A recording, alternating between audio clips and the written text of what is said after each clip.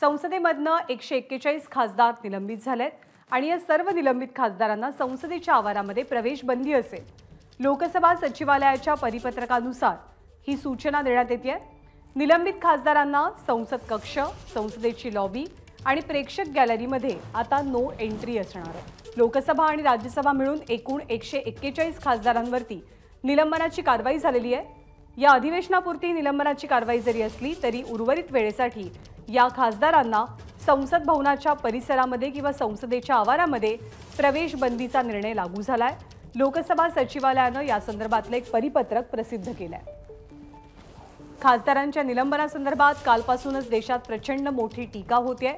हा लोकशाहीचा अपमान आहे, लोकशाहीसाठी काळा दिवस असल्याचं अनेकांनी म्हटलंय। सोमेश कोलगे आपल्याला माहिती देतात। सोमेश, सचिवालयाचं पत्र नेमकं काय आहे? खासदारांना आता नो एंट्री असल्याचं कळतंय संसद परिसरात।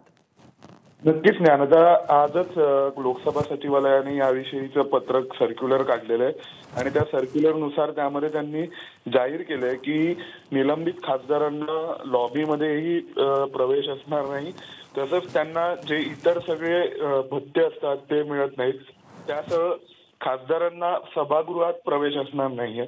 त्यामुळे या सगळ्यातून आता अप्रत्यक्षपणे असं दिसतंय की सरकारने यानंतर म्हणजे ज्या प्रकारे जेव्हा संसदेच्या खासदारांचं निलंबन होतं त्यानंतर मग त्यांना संसदेच्या लॉबीत किंवा आतमध्ये कार्यालयांमध्ये तरी प्रवेश असतो बऱ्याचदा, पण यावेळेच्या सर्क्युलरमध्ये असं दिसतंय की त्यांनी त्या बाबतीतही अतिशय कडक कारवाई करायचं ठरवलेलं दिसतंय आणि त्यातून त्यांनी संसदेच्या लॉबीमध्ये प्रवेश नाही याचा अर्थ संसदेच्या विविध कार्यालयातही या खासदारांना प्रवेश मिळणार की नाही हा प्रश्न आहे। बरोबर।